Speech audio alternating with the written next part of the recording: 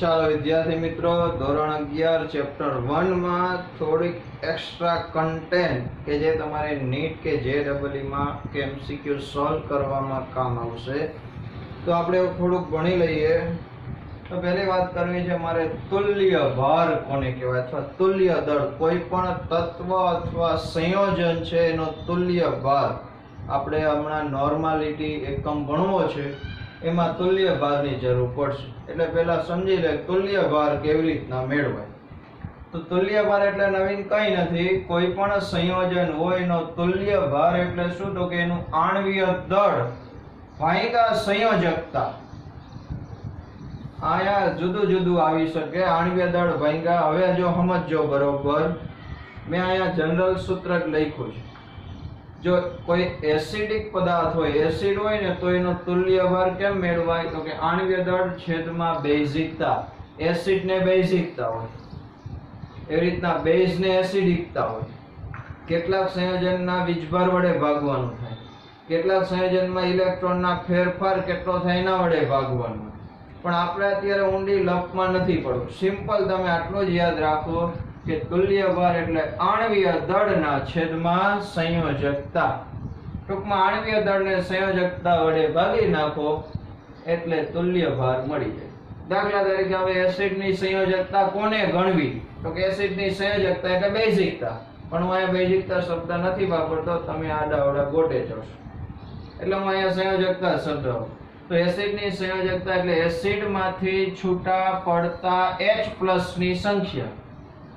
જેટલા H+ ion છૂટા પડતા હોય એટલા વડે ભાગી નાખવાનું એના અણુભારને, એટલે આપણને તુલ્ય ભાર મળી જાય. જો સમજવાય કે આ HCl છે, તો એમાંથી કેટલા H+ છૂટા પડે? 1. તો એની સંયોજકતા કેટલી ગણવાની? 1. તો મારે HCl નો તુલ્ય ભાર અથવા તુલ્ય દળ જોતું હોય તો કે એનો અણુભાર હોય 36.5, એને 1 વડે ભાગો એટલે એનું H રહેશે. એવી રીતના H2SO4 છે, તો એમાંથી કેટલા H+ છૂટા પડે? 2. તો તુલ્ય ભાર જોતો હોય તો અણુભાર ભાગ્યા 2, એનો અણુભાર છે 98, એને 2 વડે ભાગી નાખો, 49 ગ્રામ આવે. તો 49 ગ્રામ તમે એ H2SO4 લ્યો, એટલે એમ કહેવાય કે તમે એક તુલ્ય ભાર જેટલો H2SO4 લીધો છે. સમજાય છે? તમે 49 ગ્રામ H2SO4 ભરો એટલે એમ કહેવાય કે તમે એક તુલ્ય ભાર જેટલો H2SO4 લીધો. કેમ તમે 98 ગ્રામ લ્યો એટલે તમે એમ કહો 1 મોલ લીધો. અણુભાર જેટલું વજન એટલે મોલ થયો. તે તુલ્ય ભાર જેટલું વજન લ્યો એટલે તુલ્ય ભાર. એવી રીતના તો અહીંયા યાદ રાખો, HCl માં 1, HNO3 માં 1, કેમ કે એક જ H છે. આમાં 2 H છૂટા પડે છે એટલે 2, આમાં 3 H છે એટલે 3 છૂટા પડે. આ બે ખાસ યાદ રાખવાના છે, એટલે મેં ફુદેડી કરી છે. H3PO4 માંથી 3 H છૂટા પડે, પણ H3PO3 અને H3PO2 માં ભલે તમને 3 H દેખાય, પણ છૂટા 2 જ પડે છે. આમાં એક જ છૂટો પડે છે. આનું નામ છે ફોસ્ફોરિક એસિડ, આનું નામ છે ફોસ્ફરસ એસિડ, આનું નામ છે હાઇપોફોસ્ફરસ એસિડ. આવું કેમ થયું? તો કે અહીંયા H3PO4 એની થોડીક ડિટેલ તમને કહી દઉં કે H3PO4 છે એનું બંધારણ આવું છે. આ H3PO4 નું બંધારણ છે. આ H3, આ P ને 4 O. જો હાઇડ્રોજન કયા છૂટા પડે? તો કે જે હાઇડ્રોજન વધુ વિદ્યુત ઋણીય તત્વ, એ બધું આપણે ડિટેલમાં આગળના પાઠમાં આવશે. તો અહીંયા H જો ઓક્સિજન હારે જોડાયેલા હોય તો એ છૂટા પડે છે. પણ H3PO3 નું બંધારણ આવું છે. 2 હોય છે ને, એક H સીધો P હારે જોડાયેલો છે. આ ડાયરેક્ટ P હારે જોડાયેલો H છૂટો નથી પડતો, એટલે આ 2 H જ છૂટા પડે છે. એટલે એની સંયોજકતા 2 કહેવાય, અથવા એની બેઝિકતા 2 કહેવાય, એટલે એને 2 વડે ભાગો. H3PO2 એનું બંધારણ તમને આપી દઉં તો આવું છે. 2 H ડાયરેક્ટ P હારે જોડાયેલા છે અને એક H જ વચ્ચે ઓક્સિજન હારે જોડાયેલા છે. તો આ એક જ H છૂટો પડે છે, એટલે એની બેઝિકતા કેટલી? એવી રીતના H2S2O7 ડાઇસલ્ફ્યુરિક એસિડ કહેવાય, એની સંયોજકતા 2. હવે બેઝ ની વાત કરો. બેઝ ની સંયોજકતા અથવા બેઝ હોય ને એને એસિડિકતા હોય. એસિડ ને બેઝિકતા હોય તો બેઝ ને એસિડિકતા હોય. તો બેઝ ની એસિડિકતા એટલે કે સંયોજકતા કેટલી? તો કે બેઝ માંથી છૂટા પડતા OH માઈનસ ની સંખ્યા. તો બેઝ માંથી છૂટા પડતા OH માઈનસ ની સંખ્યા તો એ તો સીધી હોય એટલી. જો એને OH છે એમાંથી કેટલા OH છૂટા પડે? 1, એટલે એની સંયોજકતા 1. તો એના અણુભાર 40 છે ને 1 વડે ભાગો. KOH માંથી એક જ OH છૂટા પડે તો 1. BOH ટ્વાઇસ માંથી 2 છૂટા પડે તો 2. એક અહીંયા ભૂલમાં લખાણું છે LOH થ્રાઇસ, તો એમાંથી કેટલા છૂટા પડે? 3. તો આ રીતના છે. હવે કેટલાક વધારાના સંયોજન જે વારા ઘડી આપણને આવે છે એવા મેં અહીંયા લખ્યા છે કે Na2CO3 છે તો એમાં 2 Na પ્લસ આયન હોય અને એક CO3 2 માઇનસ. એટલે અહીંયા CO3 ની સંયોજકતા 2 છે એટલે 2 વડે ભાગો. આ બે અત્યારે તમે યાદ રાખો, KMnO4 અને K2Cr2O7, પોટેશિયમ પરમેંગેનેટ ને પોટેશિયમ ડાઇક્રોમેટ. આનો તુલ્ય ભાર ગણવો હોય KMnO4 નો તો એના અણુભારને કેટલા વડે ભાગવાનું? 5 વડે. આનો તુલ્ય ભાર ગણવો હોય તો એના અણુભારને કેટલા વડે ભાગવાનું? 6 વડે. પછી આ H2C2O4 એસિડ જ છે, ઓક્ઝેલિક એસિડ, તો એમાં કેટલા વડે ભાગશું? 2 વડે. કેમ? 2H+1. તો આ 3-4 અત્યારે યાદ રાખી લ્યો. આ બધાના રીઝન છે એ હમણાં તમને સમજાવું તો તમને ઓછી સમજ પડે, કારણ કે પછીના પાઠમાં આ બધા આવશે ત્યારે ફેરફાર કેમ આ 5 ને 6 છે હું તમને સમજાવીશ. આ બે રેડોક્સ પાઠમાં આવવાનું છે. તો આ રીતે તમારે અત્યારે એટલું યાદ રાખો કે તુલ્ય ભાર શોધવો હોય તો આણ્વીય દળને કોના વડે ભાગશું? સંયોજકતા વડે. બીજી વાત, ઘણીવાર ખાલી તત્વનો તુલ્ય ભાર શોધવાનો આવે. આ વાત થઈ સંયોજનની. ખાલી તત્વનો તુલ્ય ભાર શોધવો હોય તો કેવી રીતે શોધાય? તો એક કે તત્વનો તુલ્ય ભાર, એના માટે આ સૂત્ર તો લાગશે પણ આણ્વીય દળ ન હોય, તત્વ એકલું હોય, iron, copper, nickel, zinc, silver, એ બધાના પરમાણુય દળ હોય, ભાંગ્યા એની સંયોજકતા. આમ કરો તોય ચાલે. અથવા બીજી રીતે આમે થાય એમ કે 8 ગ્રામ ઓક્સિજન સાથે સંયોજાતા તત્વનું દળ છે એને તત્વનો તુલ્ય ભાર કહેવાય. જો એક ઉદાહરણ લઈ લઉં. ધારો કે એક તત્વ છે એ અજ્ઞાત તત્વ છે M, એ ઓક્સિજન આરે જોડાઈને MO સંયોજન બનાવ્યું. કયું બનાવ્યું? MO. તો અહીંયા એક આખો ઓક્સિજન આવ્યો તો ઓક્સિજનનું પરમાણુય દળ કેટલું થયું? 16 ગ્રામ થયું. 16 ગ્રામ. આનો ધારો કે જથ્થો છે અથવા આનું દળ છે દાખલા તરીકે 40 ગ્રામ છે. ઉદાહરણ જ લઈ લઉં, લ્યો તમને સમજાઈ જાય. Calcium oxide. આમાં મારે કેલ્શિયમનો તુલ્ય ભાર શોધવો છે, કેલ્શિયમનો. તો અત્યારે જો તો કેલ્શિયમનો 40 ગ્રામ પરમાણુય દળ જેટલું વજન ઓક્સિજનના 16 ગ્રામ આરે સંયોજાયેલું છે એટલે જોડાયેલું છે, એટલે એ બે જોડાઈને સંયોજન બન્યું છે. તો 16 ગ્રામ હારે 40 ગ્રામ તો 8 ગ્રામ સાથે કેટલું? તો કેટલા ગ્રામ આવશે? 20 ગ્રામ આવી ગયું. તો કેલ્શિયમનો તુલ્ય ભાર કેટલો થાય? 20. એમ જો તો અથવા અહીંયા મેં કીધું એ રીતે જો કેલ્શિયમનો પરમાણુય દળ કેટલું? તો કે 40.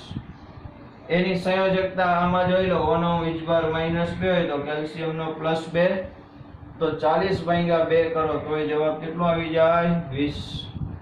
તો આ રીતે 8 ગ્રામ ઓક્સિજન સાથે સંયોજાતા તત્વનું દળ હોય એ તુલ્ય ભાર જેટલું જ હોય. અને બીજું ક્લોરીન સાથે છે કે 35.5 ગ્રામ ક્લોરીન, એટલે ક્લોરીન થયો, એની સાથે સંયોજાતા તત્વનું દળ છે એને શું કહેવાય? તુલ્ય ભાર જ કહેવાય. આવી જ રીતે આ જ ઉદાહરણથી સમજાવી દઉં તમને. કેલ્શિયમનો તુલ્ય ભાર કેટલો આવ્યો હતો? તો કે 20. હવે આ કેલ્શિયમ ક્લોરાઇડ બને, લ્યો CaCl2. તો અહીંયા જોઈ લેવાય 2 ક્લોરીન છે એટલે 71 ગ્રામ ક્લોરીન છે. તો અહીંયા કેલ્શિયમનો પરમાણુય ભાર 40 ગ્રામ. તો 71 આરે 40 તો 35.5 આરે કેટલા? તો 35.5 ગ્રામ ક્લોરીન આરે કેટલા? તો એ આ અડધું થયું, આ અડધું થાય તો કેટલું થયું? 20 ગ્રામ. તો આ રીતે તત્વના તુલ્ય ભાર શોધી શકાય. આ માહિતીનો ઉપયોગ તમારે ક્યાંક નીટના MCQ સોલ્વ કરતા હશો ત્યારે આવશે, એટલે આ લખી લેજો. બરોબર. તો આ ત્યાં તુલ્ય ભાર કેમ શોધાય એની વાત. હવે આપણે થોડીક સાંદ્રતા જે આપણી અત્યારે બુકમાં નથી પણ 12મા ધોરણમાં તો આવવાની જ છે, પણ આપણે અત્યારથી આ પાઠના ઘણા બધા તમે નીટના MCQ સોલ્વ કરતા હશો ત્યારે સાંદ્રતાઓ વચ્ચે આવે તો આપણે મૂંઝારો ન થાય એટલે આપણે સમજી લેશું. પેલા આટલું સ્ક્રીનશોટ લઈ લેજો.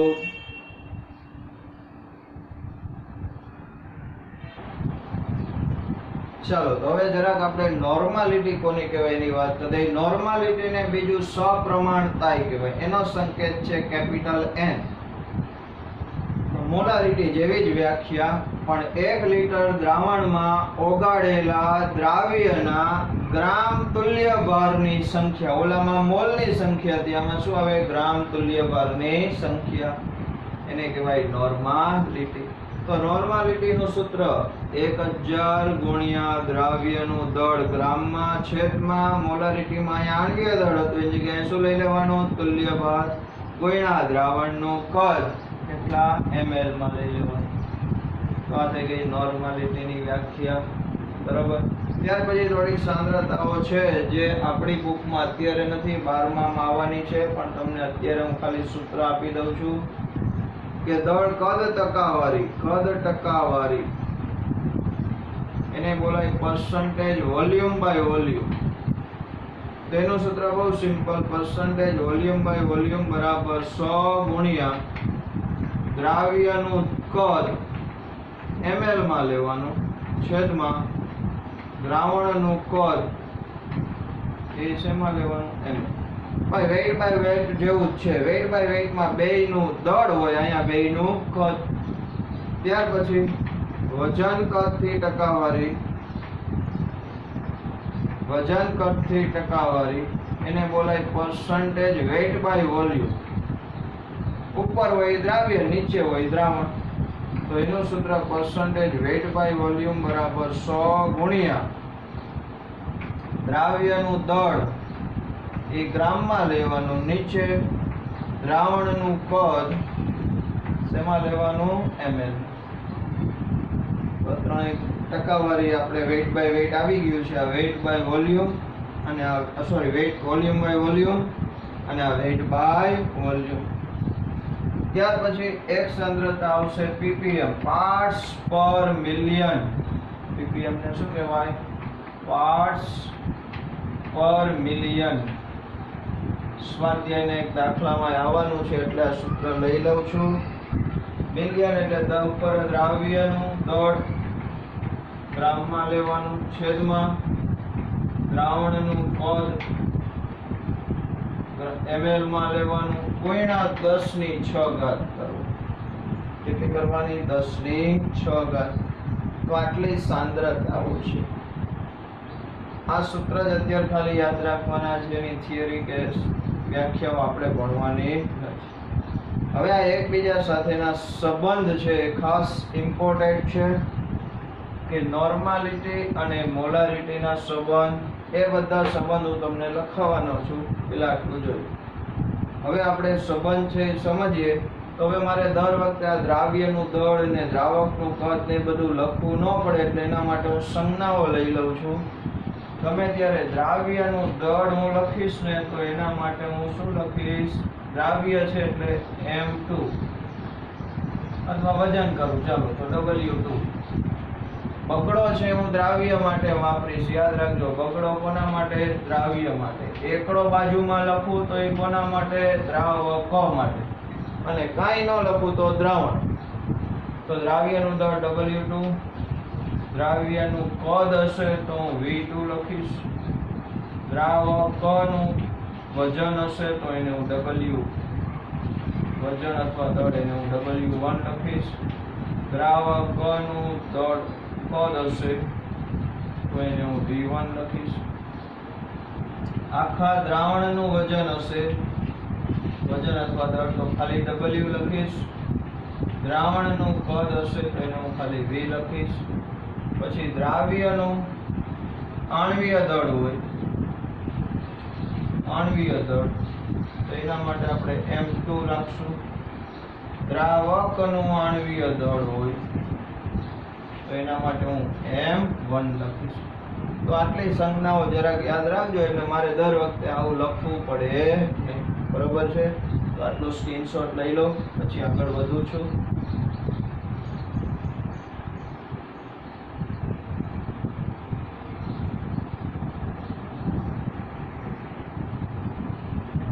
ચલો, તો પહેલા આપણે નોર્માલિટી અને મોલારિટી વચ્ચેનો સંબંધ તારવવો છે, એનું સૂત્ર બનાવશું. તો નોર્માલિટીનું સૂત્ર લખ્યું 1000 ગુણ્યા W2 એટલે દ્રાવ્યનું વજન છેદમાં ઇક્વિટી એટલે કે તુલ્ય ભાર ગુણ્યા V એટલે આખા દ્રાવણનું કદ. મોલારિટીનું સૂત્ર મૂકી દઉં 1000 ગુણ્યા દ્રાવ્યનું વજન છેદમાં આણ્વીય દળ ગુણ્યા દ્રાવણનું કદ V. તો આ બે એક જ દ્રાવણ હોય તો આ બેને હું ગુણોત્તર લઈ લઉં તો નોર્માલિટી છેદમાં મોલારિટી બરાબર આનો ગુણોત્તર લઉં, ભાગાકાર કરું તો વજન ઉડી ગયા, કદ ઉડી ગયા, હજાર ઉડી ગયા. આ ક્યાં જાય? ઉપર. તો M2 ના છેદમાં EQ2 એટલે કે આણ્વીય દળ છેદમાં તુલ્ય દળ. આ સૂત્ર બની ગયું. તો નોર્માલિટી છેદમાં મોલારિટી, ભાઈ આણ્વીય દળ એટલે M2, તુલ્ય ભાર એટલે આણ્વીય દળના છેદમાં સંયોજકતા લખી ન શકાય. તો આણ્વીય દળ ઉડી ગયા, સંયોજકતા અંશમાં આવી ગઈ. તો નોર્માલિટી છેદમાં મોલારિટી બરાબર સંયોજકતા. તો નોર્માલિટી બરાબર સંયોજકતા ગુણ્યા શું આવી ગયું? મોલારિટી. તો આ સૂત્રનો ઉપયોગ કરીને MCQ ઘણા ફટાફટ થઈ જાય. આ કેમ આવ્યું સમજાયું છે. તો નોર્માલિટી અને મોલારિટી વચ્ચેનો સંબંધ છે. બીજો સંબંધ તો તમને મેં હમણાં આગળ લખાવી દીધો છે દાખલામાં કે ઘનતા D બરાબર મોલારિટી 1/મોલારિટી વત્તા આણ્વીય દળ કોનું? દ્રાવ્યનું છેદમાં વજન. ત્રીજું લઈ લઉં મોલારિટી અને વેટ બાય વોલ્યુમ વચ્ચેનો સંબંધ. તો મોલારિટી બરાબર 1000 ગુણ્યા દ્રાવ્યનું વજન છેદમાં આણ્વીય દળ ગુણ્યા કદ V. આપણી પાસે પર્સન્ટેજ વેટ બાય વોલ્યુમ નું સૂત્ર હતું 100 ગુણ્યા દ્રાવ્યનું વજન છેદમાં દ્રાવણનું કદ. તો આને બેને મારે ગમે એમ કરી સેટ કરવા છે. તો મોલારિટી ને હું આમ લખી શકું 10 ગુણ્યા 100 ગુણ્યા દ્રાવ્યનું વજન, અણુભાર અહીંયા રાખું, કદ આ V છે અહીંયા લઈ લીધું. તો સીધું સૂત્ર બની ગયું મોલારિટી બરાબર 10 ના છેદમાં M2 એટલે આણ્વીય દળ ગુણ્યા પર્સન્ટેજ વેટ બાય વોલ્યુમ. આ એક સંબંધ થઈ ગયો મોલારિટી અને વેટ બાય વોલ્યુમ વચ્ચેનો સંબંધ. ચલો, ત્યાર પછી મોલારિટી અને weight by weight, percentage weight by weight વચ્ચેનો સંબંધ. તો પાછું આ સૂત્ર છે એને એમ લઈ લો. મોલારિટી 10 છેદમાં આણ્વીય દળ ગુણ્યા 100 ગુણ્યા W2 છેદમાં V. પણ આ મારે વેટ બાય વેટ છે જેમાં છેદમાં દ્રાવણનું વજન હોય. તો ભાઈ ડેન્સિટી બરાબર વેટ બાય વોલ્યુમ થાય. તો વોલ્યુમ બરાબર વેટ બાય ડેન્સિટી નો લખાય. તો લખી નાખું મોલારિટી બરાબર 10 ના છેદમાં આણ્વીય દળ ગુણ્યા 100 ગુણ્યા દ્રાવ્યનું વજન છેદમાં વજન છેદમાં ઘનતા. ઘનતા વહી ગઈ ઉપર. તો 100 ગુણ્યા W2 છેદમાં W ગુણ્યા D2 D એટલે આખા દ્રાવણની ઘનતા. તો બની ગયું સૂત્ર મોલારિટી 10 ના છેદમાં M2 ગુણ્યા પર્સન્ટેજ વેટ બાય વેટ ગુણ્યા D. આ D શું છે? D આખા દ્રાવણની ઘનતા છે. D શું છે? દ્રાવણની ઘનતા. તો સમજાય છે? આ કેમ આવ્યા એ તમારે બહુ યાદ રાખવાની જરૂર નથી. તમારે તો આ ફાઇનલ સૂત્ર યાદ રાખવાના છે. અને આ નીટ માટે અત્યારે નહીં, નીટમાં છે 11-12 પતે ને પછી બહુ કામ આવશે. હા, તો અત્યારે શું કામ કરાવજો, કોઈક વચ્ચે તમે નીટની એક્સ્ટ્રા બુક સોલ્વ કરતા હોય એટલે આવા સૂત્રથી સોલ્વ કરી હોય તમને અજાણ્યું લાગે નહીં. જોઈ લો, સ્ક્રીનશોટ લઈ લેજો, લખી નાખજો.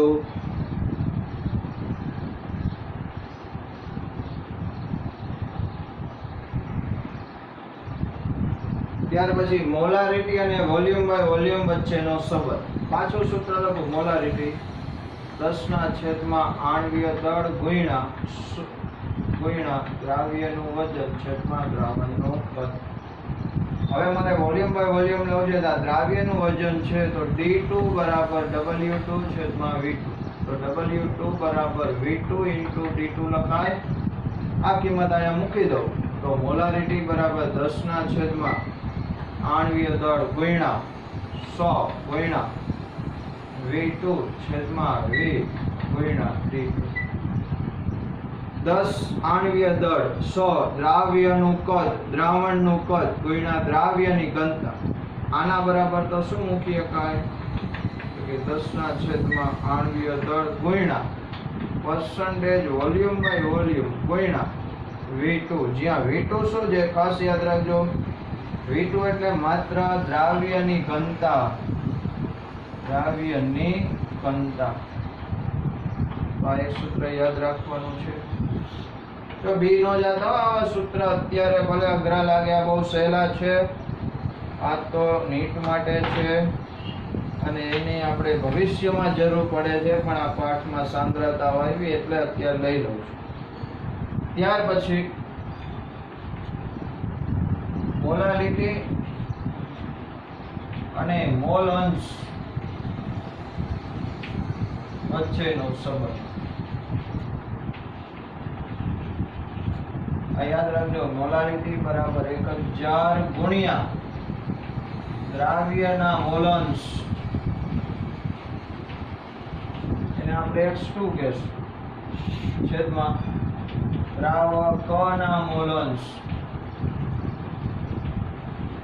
એને x1 કહેવાય, ગુણ્યા દ્રાવકનું આણ્વીય દળ. આ એક જ સૂત્ર એવું છે જેમાં દ્રાવકનું આણ્વીય દળ આવે. અને આમ લખ્યા કાંઈ મોલારિટી 1000 ગુણ્યા દ્રાવ્યના મોલ અંશ એટલે x2 છેદમાં દ્રાવકના મોલ x1 ગુણ્યા દ્રાવકનો આણ્વીય દળ. હજી જો નામ સુધારો તો 1000 આ x2 ભાઈ x1 વત્તા x2 બરાબર 1 થાય. તો x1 બરાબર 1 - x2 લખાય. અહીંયા લખો એટલે થાય 1 - x2 ગુણ્યા આણ્વીય દળ. તો આ બે સૂત્ર યાદ રાખવાના. આ એક રાખો તોય ચાલે. બસ તો આટલા સૂત્ર તમને યાદ રહે એટલે લગભગ નીટ કે JEE માની બહારનું કાંઈ આવે નહીં. પણ આ સૂત્રનો દાખલામાં ઉપયોગ કરવાનો, સીધી કિંમતો મૂકી દેવાની થાય. બરોબર છે? આટલું કરો એટલે આપણું નીટ કે JEE જે કયો એ આની બહારનું કોઈ આવી શકે નહીં.